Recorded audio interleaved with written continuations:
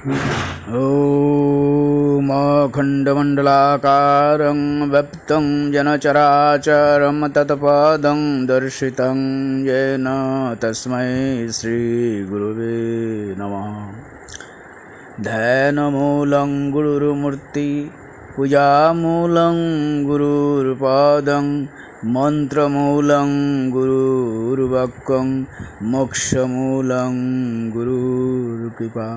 गुरुर्कृपा हि केवलं गुरुर्कृपा हि केवलं गुरुर्कृपा हि केवलम्।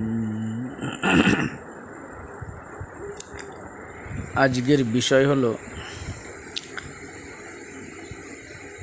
বাবা লোকনাথ এবং ছোটবেলাকার বন্ধু, বাবার প্রিয় সখা, বাল্যবন্ধু বাবা বেণীমাধব এবং এই বাল্যবন্ধু বেণীমাধব পরবর্তী জীবনে মাধবানন্দজি হয়েছিলেন এবং পরে উনি মৌনী বাবা রূপে পরিচিত হয়েছিলেন। এবং এই লোকনাথ বাবার যে এই মাধবানন্দজি এবং লোকনাথ বাবা যে দুইজনই একই গুরুর থেকে দীক্ষা নিয়ে যোগে চরম সীমায় পৌঁছেছিলেন এবং সাধনায় সিদ্ধিলাভ করেছিলেন। আমরা লোকনাথ বাবার সম্পর্কে যথেষ্ট ভিডিও হয়েছে, সেখানে লোকনাথ বাবার বিভিন্ন অলৌকিক ঘটনার কথা আমরা বিভিন্ন ভিডিওতে বলেছি। আজকের ভিডিওতে বলার চেষ্টা হবে বাবার ছোটবেলাকার বন্ধু সতীর্থ, বাবার মৌনী বাবা বলেও পরে উনি পরিচিত হয়েছিলেন, মাধবানন্দজি। এই বাবার বড় বড় যত বড় বড় নামি দামি মানুষ পৃথিবীতে এসছেন এবং কিছু ছাপ রেখে গেছেন, তাদের মধ্যে বেশিরভাগ লোকই কোনো না কোনো এরকম বড় মহাপুরুষের সান্নিধ্য লাভ করেছেন। এরকম মহাপুরুষের জীবনী যারা অধ্যয়ন করে তারাই জানে, তারাই এর খোঁজ পায়। কিন্তু সরাসরি কখনো আমরা জানতে পারি না যে এই সমস্ত বড় বড় নামকরা মানুষদের পেছনে কাদের হাত রয়েছে। তো এইরকমই আমরা দুজন শিল্পীর নাম আমরা জানব, যারা এই বেণীমাধব বা মৌনী বাবা বা মাধবানন্দজি, লোকনাথ বাবার বাল্যবন্ধু, ওনার থেকে দীক্ষা গ্রহণ করছিলেন এবং ওনার আশীর্বাদে ওনারা অনেক বড় হয়েছিলেন। এবং সঙ্গীত শিল্পী দ্বিজেন মুখোপাধ্যায় ও সুরকার নচিকেতা ঘোষ বাবার কাছে দীক্ষা গ্রহণ করেছিলেন। লোকনাথ বাবা এবং বেণীমাধব একই বয়সী, জন্ম একই পাড়াই হয়েছিল। লোকনাথ বাবার জন্ম হয়েছিল 1137 সালের 18ই ভাদ্র, ইংরাজির 1730 সালের 29শে আগস্ট মঙ্গলবারে রোহিণী নক্ষত্রে শুভ জন্মাষ্টমীর দিন হয়েছিল লোকনাথ বাবা। আর বেণীমাধব জন্মগ্রহণ করেছিল ওই একই গ্রামে, জন্ম হয়েছিল সেই 1137 সালেরই 20 ভাদ্র। এই দুইজন একসঙ্গে একই পাড়ায় জন্মেছিলেন এবং খেলার সাথী ছিলেন ছোটোবেলায়। লোকনাথ বাবার সঙ্গে বাবা বেণীমাধবও খেলাধুলা করতেন। খেলতে খেলতে একদিন বাবার লোকনাথ বাবা এবং বেণীমাধব দুজনে খেলতে খেলতে পাড়ার বিশাল বট গাছের নিচে মাঝে মধ্যে ধ্যান খেলা করতেন, ধ্যানে বসতেন। এইরকমই একদিন খেলতে খেলতে হঠাৎ করে লোকনাথ বাবা বলছেন, চল আমরা সন্ন্যাসী হব। তো তখন বেণীমাধব বলছে, তুই সন্ন্যাসী হবি? তা লোকনাথ বাবা বলছে, দেখি বেণীমাধব তোর হাতটা দেখি। তখন বাবা লোকনাথ বাবা হাত দেখে বলছে, বেণী তোর হাতে জানি সন্ন্যাস যোগ আছে, তুইও সন্ন্যাসী হতে পারবি। তখন বেণীমাধব আপ্লুত, বলছে ঠিক বলছিস তো? বলছে হ্যাঁ। বলে তাহলে তুই যেদিন এই সন্ন্যাস নিয়ে সন্ন্যাসের পথ গ্রহণ করবি, আমাকে সেদিন যেন ভুলে যাস না, আমাকে সেই দিন ডাকবি, আমিও তোর সঙ্গে সন্ন্যাস গ্রহণ করব। এই দুজন একই সঙ্গে একই দিনে এই দুইজনের মাথা মুন্ডন করে গুরু ভগবান গাঙ্গুলির কাছে সন্ন্যাস নেওয়ার ব্রত গ্রহণ করে সমস্ত মায়া মোহ ত্যাগ করে দুই বন্ধুই ভগবান গাঙ্গুলির হাত ধরে ছোটোবেলায় মাত্র 13 বছর বয়সে বাড়ি থেকে বেরিয়ে যান। ভগবান গাঙ্গুলি দুই শিশুকে নিয়ে বেরিয়ে পড়েন। তখন প্রথমে এই চাকলা কচুয়া থেকে, তখন যানবাহন খুব একটা ছিল না, গরুর গাড়ি ছিল। তখন পদব্রজে পায়ে হেঁটে প্রথমে এই এখন যে দক্ষিণেশ্বর আপনারা দেখছেন, তখন বন জঙ্গলে ভরা ছিল এবং তখন বাঘ সিংহ এখানে থাকতো।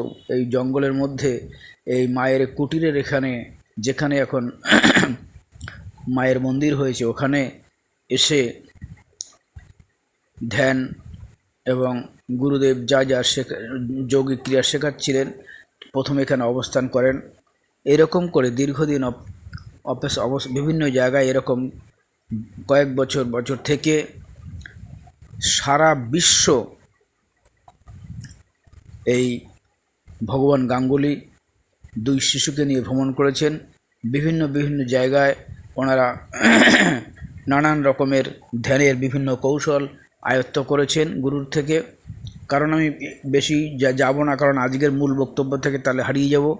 আমার চ্যানেলে লোকনাথ বাবাকে নিয়ে বহু ভিডিও রয়েছে, সেখানে লোকনাথ বাবার জীবনী এবং মহিমা বর্ণনা আছে। শুধু এইটুকু স্টার্টিংয়ে এই কারণেই বলতে হবে যে দুই বন্ধুই যখন এরকম একই গুরুর থেকে দীক্ষা নিয়ে এবং যোগের উচ্চ শিখরে পৌঁছলেন, তারপরে যখন ভগবান গাঙ্গুলি যখন বেনারসে গিয়ে বাবা বললেন, দুজনকে ভগবান গাঙ্গুলি বললেন যে আমি আর বেশি দিন পৃথিবীতে আমি থাকবো না, তখন ওই বেনারসেই আরেক বিখ্যাত মহাপুরুষ তৈলঙ্গ স্বামীর সঙ্গে ওনাদের দেখা হয়। তখন ভগবান গাঙ্গুলি তৈলঙ্গ স্বামীর উপর ভার দিয়ে হাতে ধরে দুজনকে তৈলঙ্গ স্বামীর হাতে ভার দিয়ে বলেন যে আমার দেহ রাখার সময় হয়েছে, এই দুই বালক তোমার হাতে রেখে গেলাম, এদের যতটা সম্ভব আমি পেরেছি যোগ শিক্ষা করিয়েছি, তোমার হাতে ভার দিলাম, বাকি ঢুকু। এবং এরা দুইজনেই যোগের উচ্চ শিখরে পৌঁছেছেন এবং লোকনাথ বাবা ততক্ষণে অনেক রাস্তা ভ্রমণ করে তারপর এখানে এসছেন। হিমালয় অঞ্চল তখন তার পরিভ্রমণ হয়ে গেছে। সে সমস্ত ঘটনা অনেক, যখন উনি যোগে সিদ্ধ হয়ে গেছেন তারপরের এই ঘটনা। তখন লোকনাথ বাবা এবং বেণীমাধব দুজনই তৈলঙ্গ স্বামীর হাত ধরে সারা পৃথিবী ভ্রমণ করতে বেরিয়ে পড়ে এবং ভগবান গাঙ্গুলি ওই সময়ে বেনারসের মণিকর্ণিকা ঘাটে দেহ রাখেন। তারপর সারা পৃথিবী পায়ে হেঁটে তিনজন মহাপুরুষ ভ্রমণ করতে থাকেন, মক্কা, মদিনা এই সমস্ত জায়গা হয়ে এবং আপনার তিব্বত, মানস সরোবর হয়ে তারপরে নিম্নভূমি ওই অঞ্চলে ভ্রমণ করার সময় তখন সুমেরু পর্বত পরিভ্রমণ করেন। পরিভ্রমণ করে যখন ফেরার পথে নেমে আসেন সমতল ভূমিতে, তখন তৈলঙ্গ স্বামী বলেছিলেন যে তোমাদের যা শেখার, যা দেখার তা সমাদের সম্পূর্ণ হয়েছে, তোমরা এবার নিম্নভূমিতে মানুষের কল্যাণের জন্য ফিরে যাও।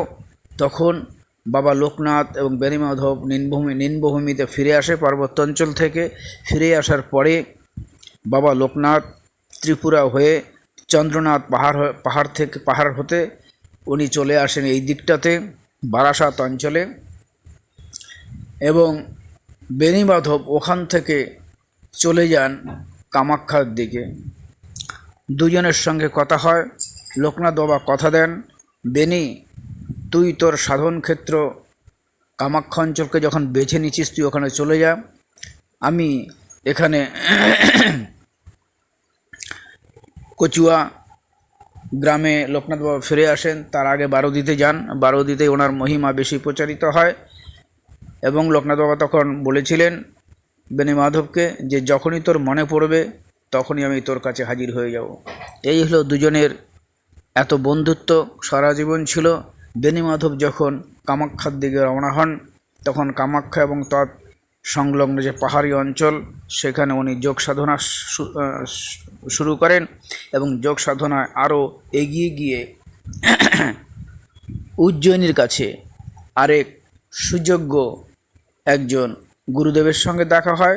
যখন ওই গুরুদেবের থেকে আবার দীক্ষা নেন তখন সেই বেণীমাধব বাবার নাম হয় মৌনী বাবা। অর্থাৎ তখন উনি উজ্জয়িনীতে যে গুরুদেব দীক্ষা দিয়েছিলেন সেই গুরুদেব ওনাকে বলেছিলেন যে তুমি মৌন থেকে যাও, আর জীবনে কারোর সঙ্গে কথা বলবে না। উনি দীর্ঘ 30-40 বছর মৌনব্রত পালন করেছিলেন।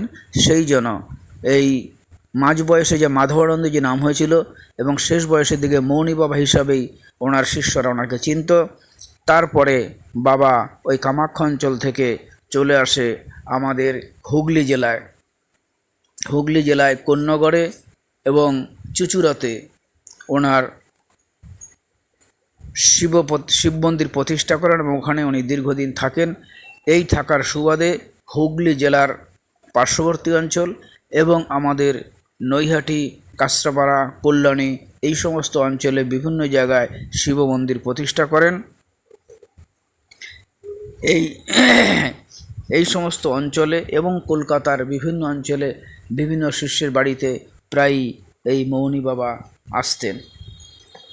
এই রকমই পরিবেশে একদিন বড় বড় নামকরা ডাক্তার এবং মানুষ এই বাবার শিষ্যত্ব গ্রহণ করেছিলেন। ডাক্তার নচিকেতার জন্ম হয় 1925 সালে কলকাতায়। এই নচিকেতার বাবার নাম ছিল ডক্টর সনৎ ঘোষ।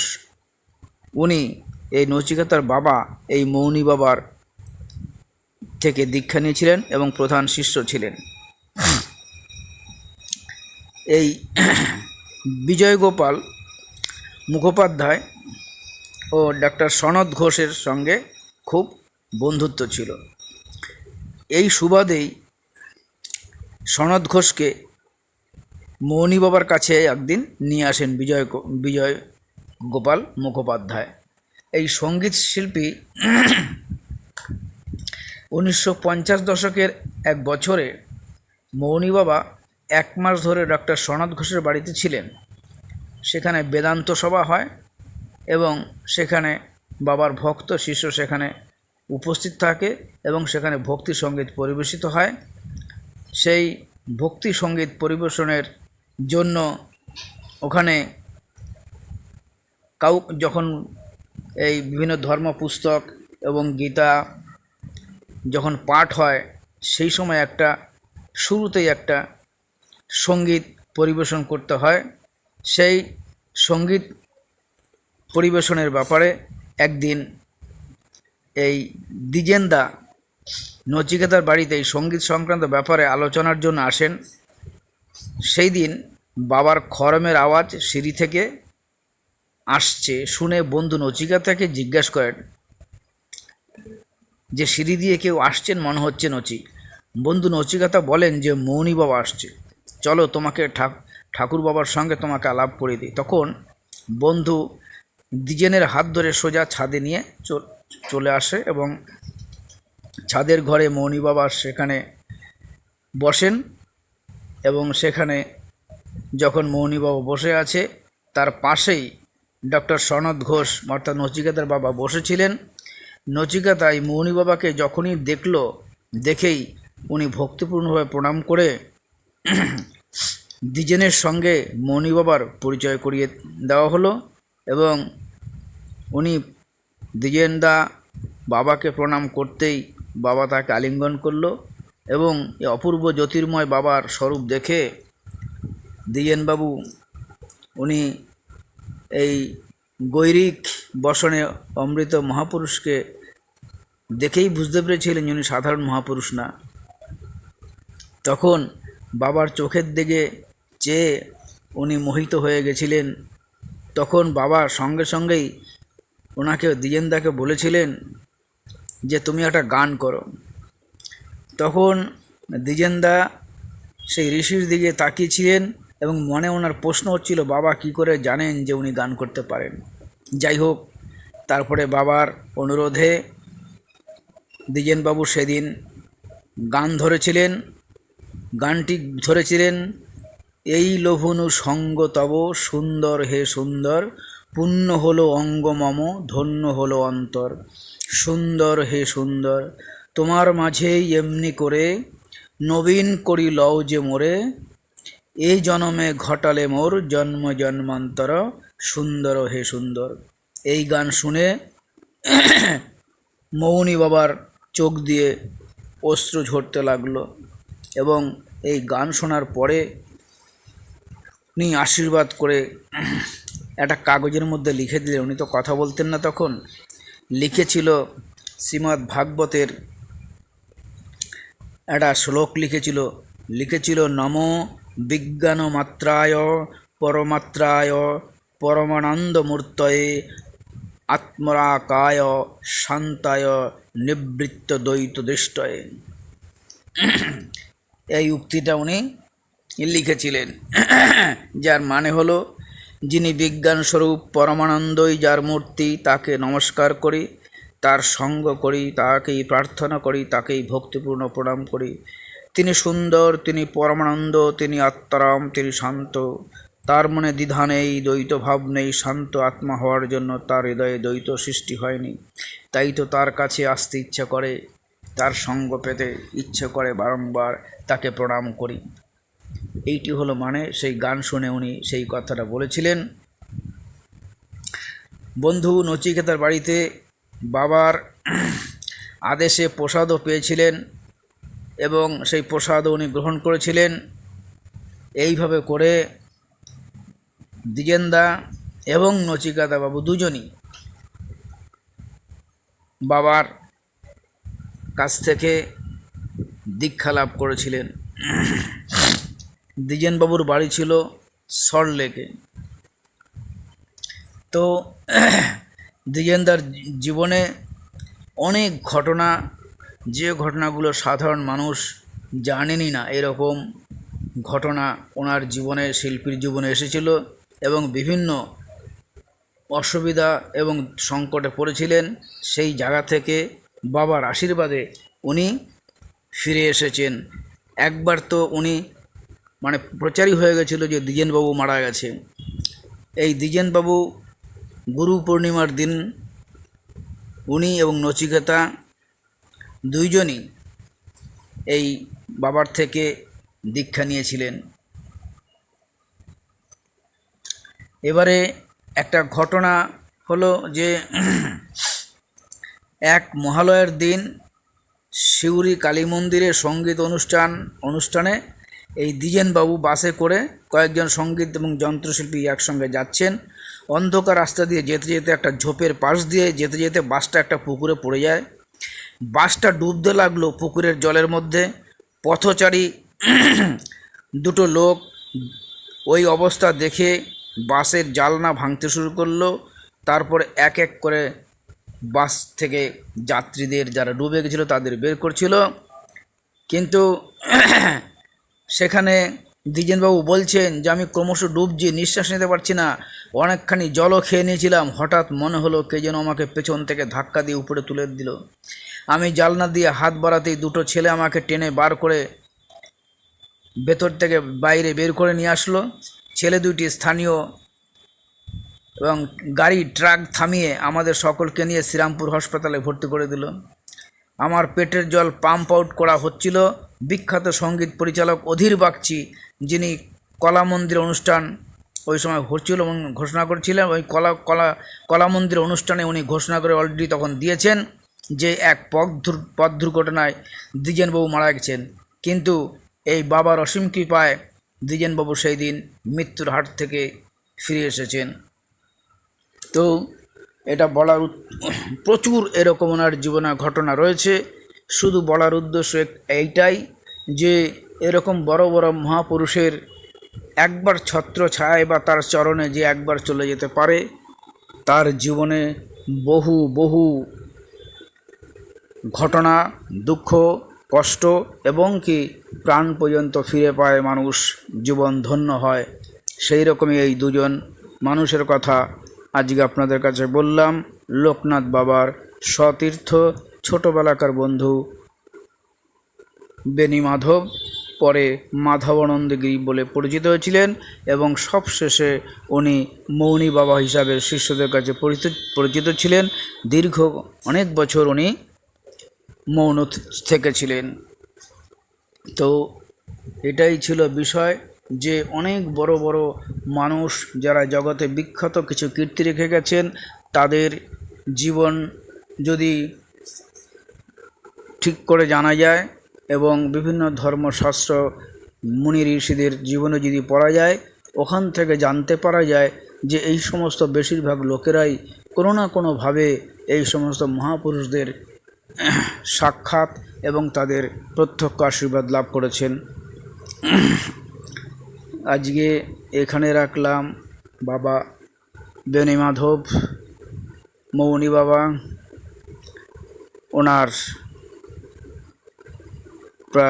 ওনার কৃপাধন্য দুই শিল্পীর কথা আপনাদের জানানোর চেষ্টা করলাম।